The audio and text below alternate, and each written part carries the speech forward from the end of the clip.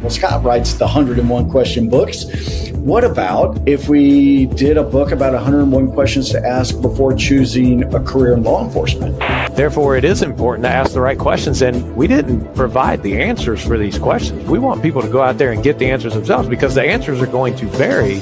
What is my true interest and desire in the population that I want to serve? And then find out about it. Like, what are my options in this field? We really did our best to cover all the foundational steps to not only someone get interested in getting in, but those who want to continuously seek to grow as people throughout their career. I think all 10 chapters covered that foundation.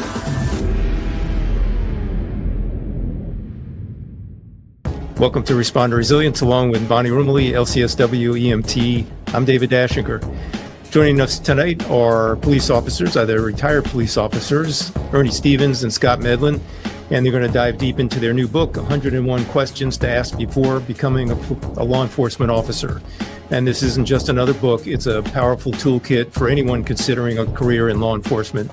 They're tackling the tough questions, arming aspiring officers and current officers with the knowledge to think critically and prepare intentionally for one of the most demanding jobs out there. Thanks to our resource partner, First Responder Project, whose no-cost first responder retreats offer you a chance to reclaim connection and learn vital skills. This isn't just a retreat, it's a lifeline to keep you mentally strong at work and emotionally present at home. Take a stand for your well-being and the connections that matter most. Sign up now for your FRP retreat. Learn more and register at firstresponderproject.org. There's a new app built by firefighters for firefighters, and it's called Crackle. Download the app now for free as a Legacy member and get early access to exclusive content, tools, and updates as they drop. Get the free app at crackle.respondertv.com. Thanks also to our resource partner, Fight Camp. For free shipping and a free month of membership, go to joinfightcamp.com/shop and use the code RRPONE. We invite you to like and subscribe: YouTube, Responder Resilience; Facebook, Responder TV; LinkedIn, Apple Podcasts, Spotify, and go to our website, respondertv.com, for past episodes and guest information. We'll be right back to speak with Ernie and Scott after this. In this family, more of us die by our own hands than by the hazards of the job. In this family, up to a quarter of 911 telecommunicators have symptoms of post-traumatic stress. In this family, our mental health and wellness are in crisis, while responders are quietly suffering. In this family, many struggle with job-related stress, burnout, moral injury, sleep disruptions, substance abuse, and relationship problems. In this family, we can help the helpers. With vital information and resources, resilient strategies, and success stories of overcoming the obstacles. In this family, no one is alone. Welcome to Responder Resilience with co-hosts retired Lieutenant David Dashinger, Dr. Stacy Raymond, and Bonnie Rumley, LCSW EMTB.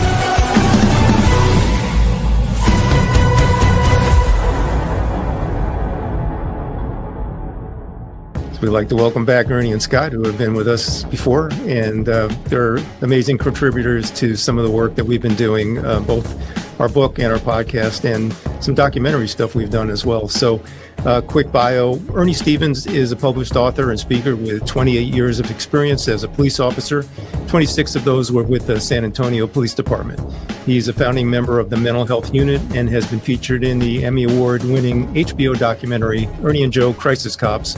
And currently he serves as a Deputy Director of Law Enforcement for the Council of State Governments Justice Center, providing national technical assistance and best practices for mental health crisis responses. Scott Medlin is a Marine Corps veteran, former police officer, and national speaker who understands the toll public safety can take. Midway through his law enforcement career, Scott faced challenges that forced him to reevaluate his mindset and habits. And that transformation not only changed his life, but also reshaped his work, leading him to help others to do the same. Through his 10-Code Mindset brand, as well as his books, podcast, and YouTube channel, Scott now equips first responders with practical tools to manage stress, strengthen families, and thrive. Ernie and Scott, welcome back to Responder Resilience. Great to be here. Thank you, David. Appreciate it. Thank you. Honored to be here. Those intros really get me fired up, too. I love them. Us, too, by the way. As David said, we've had both of you on before, and those interviews were really, really fun for us and rewarding, I know, for the listeners and viewers. And we're bound to have a good time with the four of us on here. So whoever's listening is probably going to get a little chuckle tonight and some really valuable info. So thank you for the time. I am really intrigued and want to know how you two met. So please tell us the story of your journey before we jump in and talk about all the wonderful things you're doing together. I'll take this one. No, Scott, be quiet. I got this.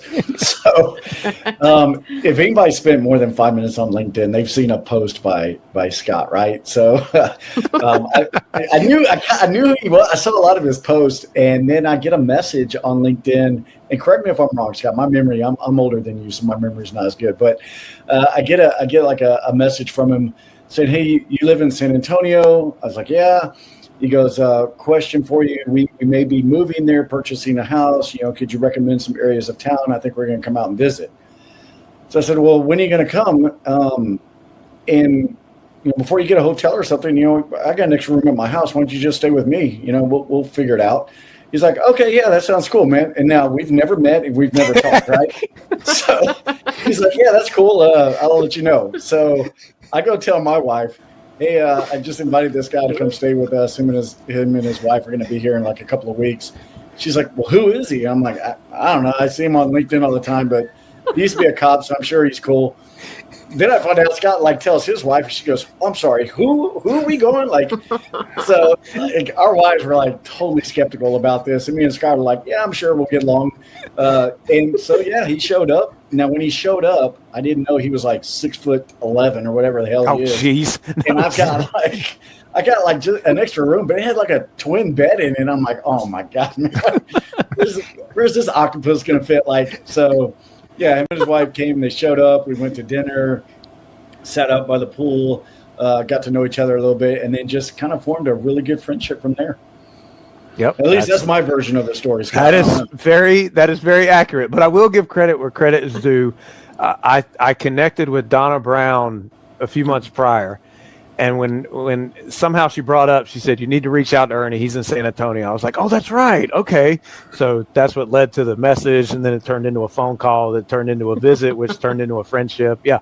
And what's really cool is my wife works for a big corporate company in that is based in San Antonio. Now, she does work remote, but she goes to San Antonio twice a year, and more times than not, she's able to meet up with Ernie and his wife, Lisa. So it's pretty cool. Yeah. That's a great story.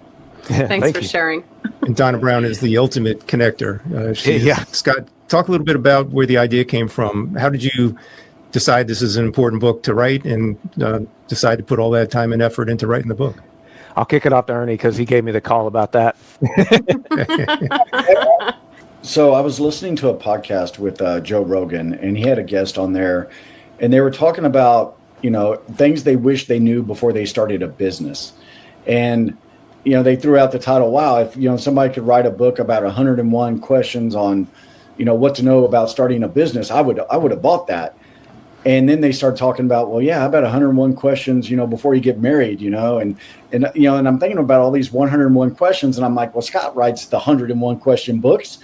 What about if we did a book about 101 questions to ask before choosing a career in law enforcement? Because now that I look back, man, I wish I would have asked so many more questions, from, what, and we can talk about all what's in there, but wow, looking back, and I thought, well, Scott's, he's very active, and maybe he'll take me up on an offer if I toss the idea to co-author a book with him, and let's see where it goes. So I called him up on my walk, and Scott, I'll let you take it from there. Oh, I didn't even hesitate to say, yes, of course, let's do this. But it was also a great idea, just because looking back, I asked the basic questions. What does police academy look like? What can I do to prepare? What are the jobs you can do when you're in the police department? Mm-hmm. But that's just a few. And looking back, I'm like, there are so many more I should have asked for not only more success, but sustainability, proactive measures to prevent some of the hardships that I went through, particularly at home. And that stuff wasn't talked about back then. So I feel like, yeah, there's a shift, but it needs to be in the basic foundational questions. But in addition to the extent of what you will be expected to remember and just how many of those skills are perishable, even case law, something like that. Therefore, it is important to ask the right questions. And we didn't provide the answers for these questions. We want people to go out there and get the answers themselves, because the answers are going to vary among a lot of the questions based on what jurisdiction or type of career you're looking, or like agency you're looking to get hired by, that kind of thing. And was there a moment or a few moments where you found yourself surprised with something that you came up or an idea that you stumbled on? Yeah, I think the hard part was, we wanted to write at least like 10 chapters and then provide 10 questions per chapter. And then at the very end, throw in like a bonus question. So the hard part really was, it's such a broad-based field in law enforcement. You could really talk about anything and everything. So to try to whittle it down to 10 topics of what we felt would be most informative to the reader. And like Scott said, it's a workbook. You got to go out and do the work. And then it's a living document. Go back after you've filled this out, after you've been on a couple of years and become cynical, and see what your answers are. Go back and reread it and see if your answers have changed, right? So I think it really was trying to agree upon 10 solid chapters that would provide the most value and benefit to the reader. Yeah. Okay. And that was actually a hard part. We were rubbing our eyes or scratching our heads going, hang on, wait a minute. There's so many more than 101 questions, but we obviously 101 just has a ring to it. So we could have done 201 with a lot more chapters, but we hit the basics. Like we were like, okay, when we actually want to think about foundational principles to law enforcement, I think all 10 chapters covered that foundation. All units, stand by for a confirmed structure fire with reported persons trapped.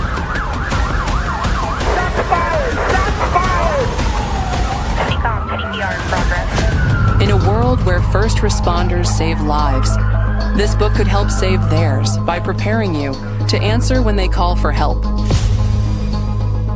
Based on over 200 conversations and the trusted team behind the Responder Resilience podcast, Helping the Helpers gives you the tools to understand their world, speak their language, and earn their trust.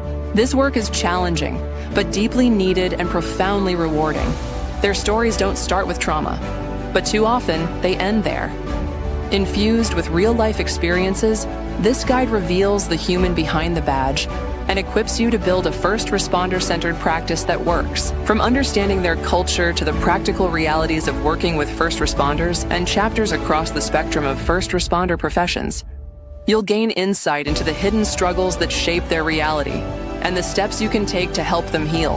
When trust is shattered, the stakes are high. This book helps you build it before it's too late. Are you ready to make a difference? Be the resource they can count on. Order your copy of Helping the Helpers, the Clinician's Guide to First Responder Mental Wellness, today. We can relate to this a little bit because Bonnie, Stacy, and I just collaborated on a book, and probably writing a book by yourself is a little different than writing with a partner, a collaborator. So, Scott, what was it like working with Ernie? What was your process? How'd you guys work to create chapters together and come up with a final result that you were satisfied with? Yeah, just I mean, honestly, it wasn't like a ton of meetings or anything like that. We met on Zoom a few times. We said, here's our course of action. We did a big shared document, and we saw what each other was doing with it, and then had the book edited or proofread, and then there it was. But it really was fun overall to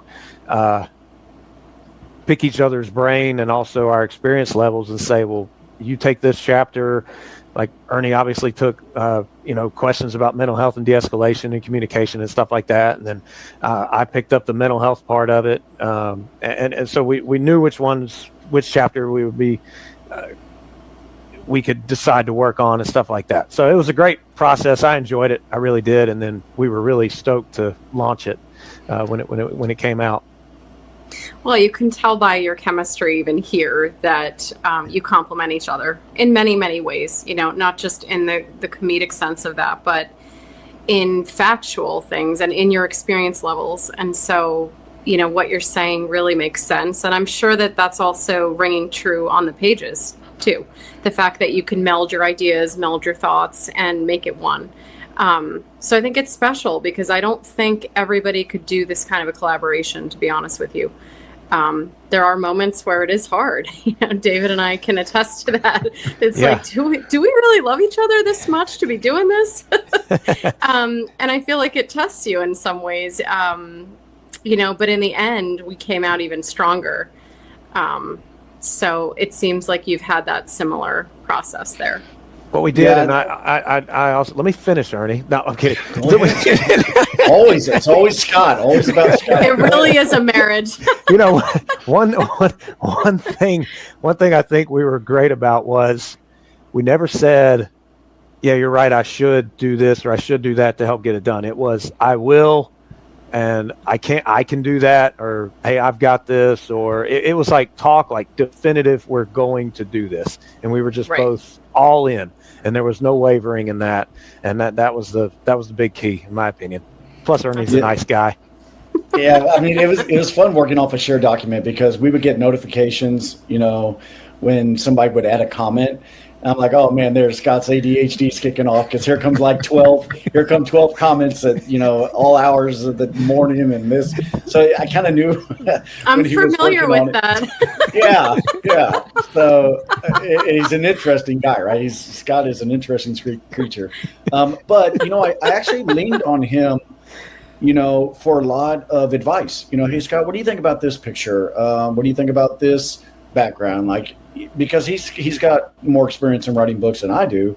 He's very accomplished in that, and I respect that, and I will always yield my humility to him when it comes to working alongside him. And I think we complemented each other pretty well in writing this because we come from two different types of agencies, two different types of cultures. So I think that benefits the reader because now you have two different perspectives. But they're covering topics that doesn't matter if you're at a small agency, rural agency, mid-sized agency, school district, large municipality. These questions are going to be pertinent no matter where you land. And just the title itself. I think, David, you almost slipped up at the beginning. You said 101 questions to ask before you choose to be a police officer or something, right? Yep. But we caught that because we almost did that. And I said, no, law enforcement officer, because that could be a sheriff, a constable, a park ranger, you name it. There's so many different career fields within law enforcement that we wanted to make sure that, we were being very inclusive to the audience. So let's dive into the meat and potatoes of the book. Career preparation. People see law enforcement on TV, they see it in the movies. That's probably a very different reality than what it's like to actually do the job. So how does the book address that, equipping people, officers, maybe even their loved ones to understand the realities of that career?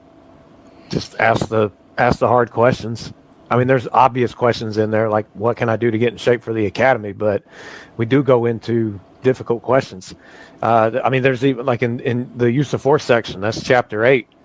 I mean, it's will you under pressure be able to morally do the right thing, even when the officer next to you is not, or you run into that situation.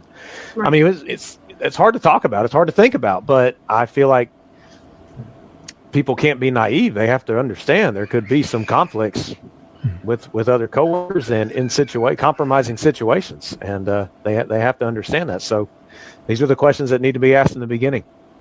But Scott, when you bring that up, we talk about a duty to intervene. When one officer is overstepping their authority, for even a younger officer to be able to intervene in that situation is very uncomfortable, but necessary, very necessary in order not to lose legitimacy between the public and law enforcement. So we address that. And not only is it addressed here, it's being addressed nationally. You see it from the Police Executive Research Forum and the standards of policing that they should have something in policy to protect an officer if they do have to intervene. So that's a tough question. That's a tough topic to talk about. But if you spend any time on social media at all, you see officers standing around that should have or could have stepped in to put an end to a situation, and unfortunately it doesn't happen enough, and the domino effect just continues over and over. Mm-hmm. Right. So we have these 101 questions, and we know that they're poignant and they cover all the ground that we need to cover. But just practically speaking here, what do you think the steps are that are really most important and most critical to begin with that you recommend to officers who really are officers and other law enforcement to figure out if this is the right profession for them? What are those kind of critical key questions that you would say here? I think, in chapter 1, it's the pathway to law enforcement. It's, what field of law enforcement do I want to be in? Do I want to be in corrections? So does that mean working for a sheriff's agency? Do I want to work in a patrol status and work for a municipality? Do I want to work, a lot of maybe for a state highway patrol? So it's you got to kind of do your research and figure out what is my true interest and desire in the population that I want to serve, and then find out about it. Like what are my options in this field? If I do want to be a police officer and start out in patrol, what's the difference between trying to get into a larger agency or starting in a smaller community until I kind of learn, because that's what I did, Bonnie. I started out in a small agency called Terrell Hills here in San Antonio. It's like 6,000 people, very rich, very to-do. All the San Antonio Spurs and people live in this area. So it was extreme customer service to the max. And we were a start to finish type law enforcement agency, meaning if we handled a burglary call, I actually did the fingerprint lifting. I did the photographs. I casted the mold of a shoe print or whatever. I handled all the evidence. I put it in the property room. And then when I went to San Antonio, it was wide open, eyes wide open, saying, wait a minute, I don't have to do this anymore. I can just call for somebody and they come and do it. Like, this is beautiful. And, then we have these evidence technicians that come out and do this. So that's a different type of job within a police agency. I was very accustomed to doing it from start to finish. And what was good about that was if I started a case and then I went to court and testified, I was a part of that process from start to finish. Mm-hmm. To where once you'll do that if you arrest somebody DWI, you'll be there from start to finish. Mm-hmm. But if you go to a larger agency, once you've handled that part of that scene, okay, let's bring in the detective. What did the suspect say to the detective? How was that interrogation or interview conducted? And you kind of get removed from it a little bit because these agencies get so large, and there's different types of investigative units that can do your job so you can get back on the street where you belong. Boxing has the power to change lives, especially for first responders. Fight Camp embraces your journey, whether you're stepping into the ring for the first time, returning after a break, or aiming to elevate your fitness.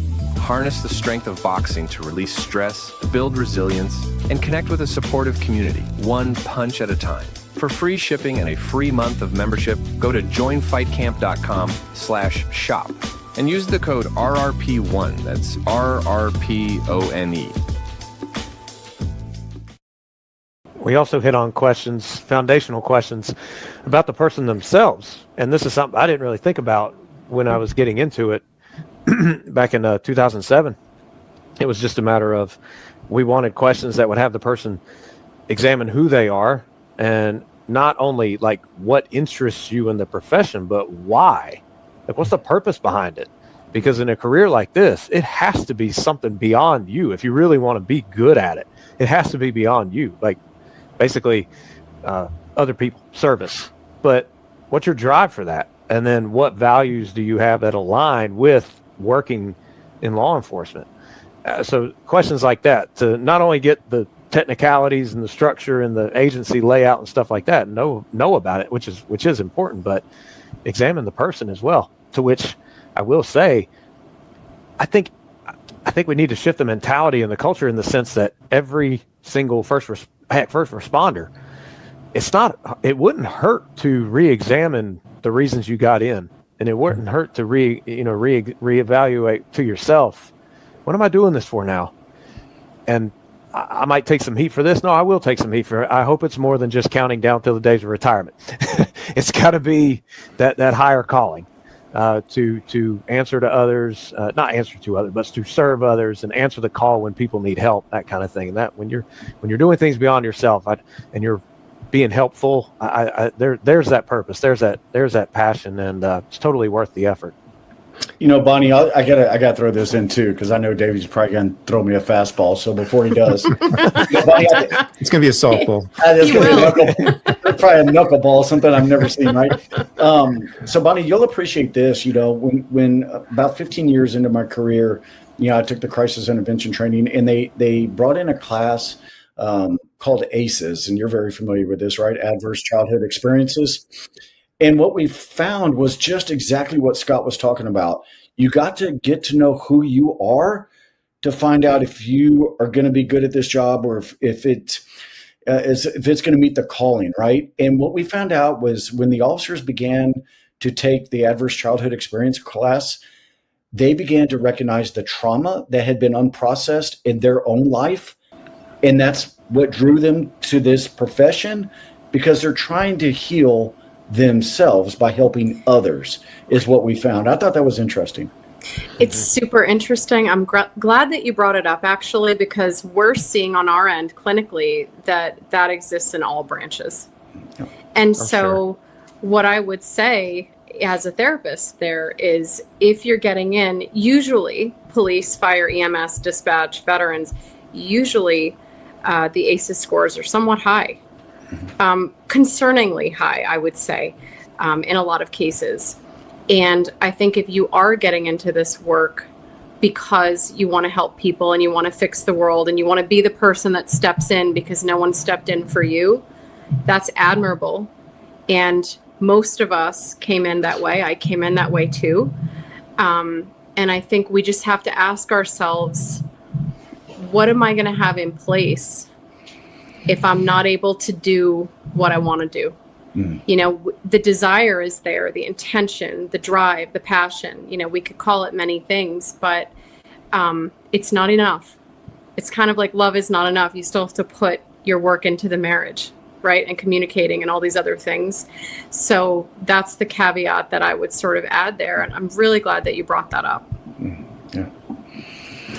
So Scott, I want to kind of go a little deeper into something you started talking about, and that's if you look at the timeline of a career, say, we come into the job, the first 5 years is we're learning the job. It's all, wonderful.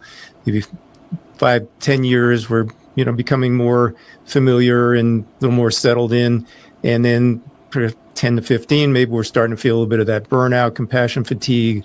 How does the book help someone who's already mid-career, who may be experiencing some of that burnout? Is there a way they can use the book to kind of reevaluate and maybe, reframe their career and get a little more inspired about what got them into law enforcement in the first place? Oh yeah. I mean, asking the questions, like I said, about, what draws you to this? Why do you feel the sense of calling? Mm-hmm. But even a question such as, what resources are out there for me? I mean, this could lead to a phone call to a trusted friend who might know what resources are available at the agency or per the city or county or wherever. But also a Google search, and then all of a sudden now you find all these resources that are available to first responders, whether it be the nonprofits or outpatient places. And so, these questions are in there to help you find those answers. Remember, Ernie and I do a chapter intro, and then we do a reflective summary just to kind of summarize the intent behind the questions and what we hope you find based on the answers you get. But it's ultimately up to the person, which definitely transpires into how we are when it comes to our mental health. Look, you can wish all day for something to change on the outside, but ultimately it takes the person changing on the inside. So it requires that, well, I can't keep saying I'm fine because I know I'm not, and I got to change my actions here, or shifting my perspective on things, because we definitely don't want to stay in a bad place if we're there, but also nobody's immune to the effects of the career. So therefore, it is important to keep asking questions. What can I do to help my mental health? How can I implement resources that are available to me proactively so that I'm not reacting like I had to do? So that's how we tackle that kind of thing. Do you feel like in the way that you wrote some of those sections, and I purposely haven't read the book because I wanted to have this discussion kind of blind, so to speak, and then read it. But do you feel like the way some of those sections are written would challenge an officer or someone thinking of this career to say, okay, what am I going to do with that piece? How am I going to address that? And really, I love what you're saying. You're challenging the person, it sounds like, to say, okay, what do I need for this? What kind of infrastructure? Yeah, you know, the way I purposed my questions were learn from my mistakes. Like, you know, don't chase every overtime opportunity that comes your way. Success is not going to be valued by your paycheck. Okay, you're never going to get rich being a first responder. Oh, sorry, sorry to let that cat out of the bag. But, you know, there's so much fulfillment, though, at the same time. So, you know, we talked about, you know, physical preparation and sustainability, because over the course of this career, and Dave, you know, too, you know, being a firefighter for all these years and paramedics, you know, it takes a toll on you physically. So Scott does a really good job, you know, outlining how do you physically prepare for this and then be sustainable over time.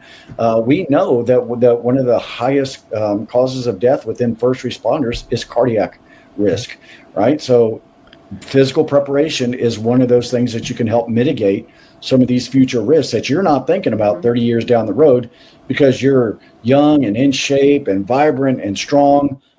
But be prepared, because the cumulative stress that this job will put on you will cause you risk factors down the line. So, you know, we talk about mental preparation. So many officers miss the mark on mental preparation, you know, and I was one of them, guilty as charged. You know, I did not take time, you know, to practice yoga or mindfulness. It wasn't until I took a class that the Air Force was putting on about mindfulness and resilience. And I learned so much going through a DOD course on mental health, and when I thought I was an expert in law enforcement. So there's some really good approaches out there and considerations that the you know, individual reading this book, I'm hoping will look at this and be like, wow, I feel I'm a lot more prepared now that I know that there are some risk factors, whether it's family drama, cardiovascular risk problems, diet problems. What happens if, you know, if I end up in internal affairs, you know, what do I expect? So there's a lot in there to really, I feel, bring all those loose ends together that you don't have to go like we had to search them out on our own, just trial by fire. It wasn't a fun experience the first time I got called to internal affairs, you know, but now that I can explain to somebody, hey, this is what you need to prepare for, it feels a lot better, you know, that we are contributing, hopefully, you know, to somebody that's interested in this career field, not to be scared of what could happen, but to be prepared. Yep. Right. And what you're saying is you're trying to put in prevention measures for people getting into this work. And I think that's super admirable that you're taking all of your experiences and putting it there so that we can prevent some of the things that we're all trying to do damage control on. Yeah, preventive and education, right? Because like Scott talked about, you know, we do have a chapter on there on legal and ethical considerations in Chapter 5. And, you know, knowledge is power. And the more you know about, you know, like he's mentioned case law, the more you know about case law and what gives you the authority to do certain things, instead of just like, oh, somebody showed me I could do this, but I really don't remember why or how, you can get yourself jammed up. Like it's important to know, why you have the authority to do the things you're allowed to do, and no more than that. Like there are boundaries within law enforcement. Introducing FD Teas, the only gourmet tea crafted with first responders and their families in mind.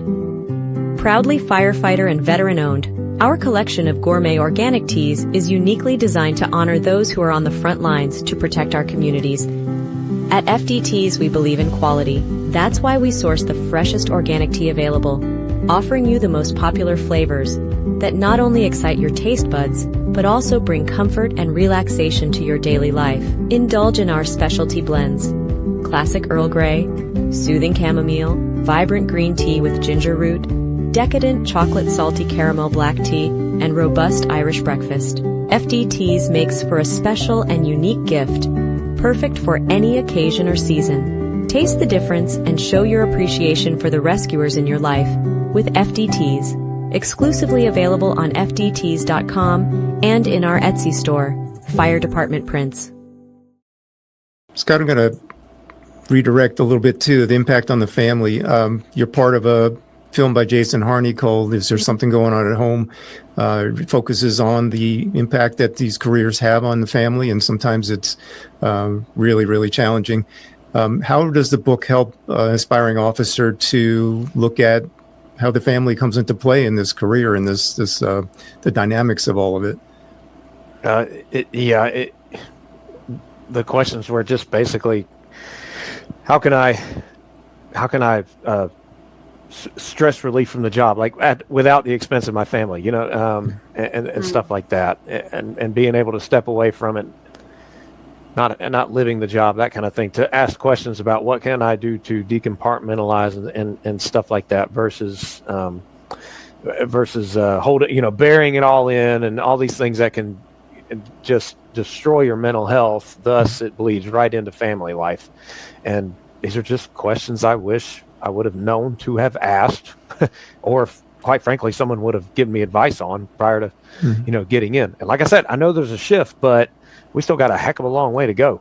Well, I think it's important about what Scott's saying, and you bring up the film, David. Is there something going on at home? And I hope those that are listening and watching this have an opportunity to watch it, because Scott, in his situation, I think the important thing was just learning how to communicate, with your loved one, because it's so easy for us to want to guard them and shield them from the trauma that we incur out there on the streets every night. We don't want them to bear that. But over time, we got to remember they're our partners in life. They married into this career with us, and there are certain expectations that go along with that. And some of that is being able to communicate. And I think, in the film, once Scott really sat down and communicated, with his wife, there was tough decisions to be made at that point. What do I do going forward? Because my family now is at stake. What's more important in the long run? Is it chasing after this career that's never going to love you as much as you love it? Or is it loving my family who will always love me regardless? Mm-hmm. I think that's a great point. And the sad thing is the spouses and the families are incurring trauma, whether you're trying to protect them from it or not, because in your protecting them from it, you're suffering in isolation, which is causing them to incur that trauma. So it's almost like we need to get this information also to spouses. If your spouse is looking at this career, what are things you should be asking? Mm-hmm. It's equally important, right? And what is this going to present to my marriage? What kind of challenges are we going to face outside of the obvious ones that we all talk about, like shift work and long hours? But what are some of the real lived experiences that you both have? And so I think it's a worthwhile conversation. I'm glad you're bringing up the family part. Yes. Well, there's that saying, family first, but I feel like it's too much of a saying and not a way of life. So we got to shift that around. And it won't be easy for many. It won't be. There's some very hard decisions that have to be made sometimes. And I'm not saying everyone has to leave law enforcement like I did, not by any means, but it might mean you leave a specialized unit, or you just you really fight for that time off, even though it can for many feel like it's easier to be at work than at home. But you need to be at home, because that day will come when you're not on the job. And when you're not on the job, that department, it's going to move on without you. And we know it, but we don't go about it like actively aware of it, or like we've embraced it, that kind of thing. So a little tangent there, but it is a conversation that definitely needs to be had, because family first must be a way of life, no matter what. Any parts of the book that we haven't covered, and what's the upside of all this? We're looking at some of the really challenging parts of the job, and some of the more difficult parts that everybody needs to consider before you start on that career path. But in your experience, what are some of the real positives about doing this job that aspiring law enforcement officers should know about? Well, I mean, it's what you make of it, right? There are many people that love this job, officers that I have known over the years that would do it 100 times over. And then there are some that are very cynical, and it eats them. It can be a very, law enforcement it's a culture within a culture. And there are places and situations where it can be toxic. And you have to be able to recognize that and be willing to walk away from those toxic situations. You said, what are a couple of things we haven't really talked about? In two of my favorite chapters of the last two chapters, chapters 9 and 10, 9 talks about the navigating the digital shift, with all the new technology. Like, Dave, I don't know, could you get back in an EMS unit and figure your way around in there? Like, I couldn't get in a patrol car today and figure out how to sign on a computer. Like, so much has changed, and it's ever changing. It's artificial intelligence is being used in dispatch centers to flag certain calls and dispatch certain units. Like, wow, there's so much going on with real-time information centers, face recognition, shot spotter. There's just so much. So are you able, because police departments, probably like firefighters, EMS, we hate change, right? But we hate the way things stay the same, right? That's just the same. So are you able to, because I remember we changed our CAT system twice within like 3 years. And you talk about a nightmare trying to navigate that when you go to work and all of a sudden you have a brand new operating system. You don't know how to generate a case. You don't know how to order a tow truck, like nothing. And so you have to be able to navigate that. In chapter 9 talks a lot about technology. But then my favorite chapter is chapter 10. And that is, I think, something I would love each of us to weigh in on. And that is, how do you define success in this job? Because I promise you, when I go around and I speak to different law enforcement agencies and I ask them this question, how after a 30-year career do you define success? I hear the same answer, and you probably already know what it is. It's, well, I survived. But is that all you did, was survive? After 30 years, can we not set the bar higher than that? Can we not leave a footprint? Have we not made a difference? Have we not added value to our communities each time that we showed up? But I survived. I had 3 divorces, I had all this child support, but I survived. We got to do better than that. And this chapter 10, really helps you define what success is over a career. Well, and if someone's answering that way, what does that mean? They're burned out. They've tapped out. They've given everything they've had, and they feel like there's nothing in return. That's what that statement means to me. And what I hope is that in writing this book, in getting this information out there, people will be able to, at the end, say, I made a difference. I love it, Bonnie. I did not mean to cut you off. You got me thinking something, because I heard Dave talk earlier about compassion fatigue and what you just said, burned out. And I heard a psychiatrist, Dr. Judy Joseph, mention the term high functioning depression. And if you listen to any of her talks, it truly mimics compassion fatigue. It's just, you have become desensitized and depressed because of all this trauma that you have incurred, but it manifests as being burned out and not, but that's a scary symptom in and of itself. So I didn't mean to cut you off. I just think that the more we're aware of our self, right? Emotional intelligence, I think is something that can, and we talk about that in the book as well. I think that's something that will help an officer identify when these red flags start popping up. Yep. Scott, share with us where people can find the book, and you guys as well, your websites, any socials. Oh, definitely. Yeah. So my website is thescottmedlin.com. There's a link to get to the book there, but ultimately just go to Amazon and type the title in, and there you have it. It is on Amazon. And please we are open for feedback. Leave a review. Just be nice, but no, leave a review. Careful what you're asking for there. Right. I know, especially after the comment I said about retirement. But I must say, you're. I'm not trying to brag here, but I am proud of the work we did to make a book where it is very insightful. We did our best to make it insightful, educational, what's the phrase I'm looking for? Just where you really have to self-evaluate, but also become aware of the realities, but not all these bad things. I mean, one of my favorite chapters was communication. I mean, it's a part of, you're going to be, especially law enforcement, you're going to be talking to someone every single shift, but it can be tremendously great, even during the bad encounters. I remember some of the worst encounters I had, like one guy and I were fighting for 2.5 minutes because he knew he was facing prison time and he did not want to be put in handcuffs. But then by the end of the arrest process, we're having a great conversation.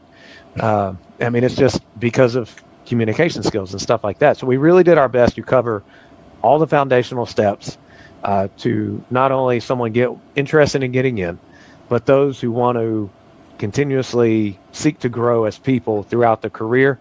These questions can help you just maintain that foundation and keep you growing. Okay. Well, dare I ask, part 2 or wow, more 101 questions? What are we thinking? What are we thinking? I'm not sure. We'll Ernie, we can have a Zoom meeting over that. I don't know if there's enough Red Bull for us to tackle this again, but first of all, I want to say thank you for the platform. Both of you have done a remarkable job at how you use and utilize your platform to help first responders and to bring information and knowledge.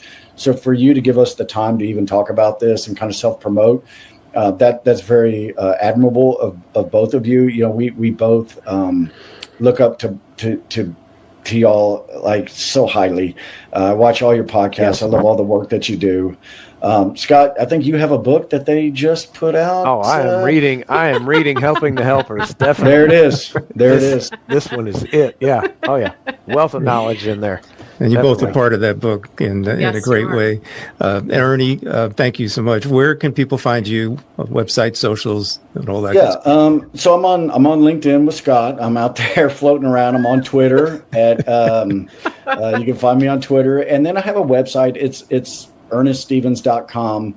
I've got some items on there if anybody's interested. I am running a kind of a bundle bonus special this month for the 2 books. If you get the 2 books, I'm going to throw in this is Breast Cancer Awareness Month. So I've got some San Antonio Police limited breast cancer patches that I'm happy to throw in there as part of that package and raise some money and donate back to the Breast Cancer Society. So hopefully take a time and pick something out. Great. Well, and not to put you on the spot, Ernie, but any projects or new adventures coming forth? There's a possible project in the works, yes. As soon as I can release that information, you will get the exclusive, I promise you, because I think it's a topic that your listeners will love to hear about. So I will keep you posted on that and get back to you. Okay. Well, on behalf of David, Stacy, and I really want to thank both of you for your time. Thank you for your kind words. We feel the same about both of you and all the other partners that we've mentioned or not mentioned. We're all in this together. And I really feel, and we are all seeing it, but we're seeing the change. We are moving mountains together. So thank you all for that partnership. You're welcome. And just so those watching, Bonnie did not tell me to wear red, and David did not tell Scott to wear black. It just worked out that way. So there you go. Brilliant minds think alike, right, Bonnie? We do. Meant to be, yep. So from the black squares on this side, thank you both for all you do, and for being visible leaders who are willing to step up and voice your experiences and to share your wisdom and expertise. And especially for putting out this book. We appreciate you so much, and pleasure to have you back. Thank you so much. Yep. Remember to like and subscribe YouTube, Responder Resilience, Facebook, Responder TV, LinkedIn, Apple Podcasts, Spotify, and go to our website, respondertv.com, for past episodes and guest information. Until the next time, stay safe, be kind to yourself, take care.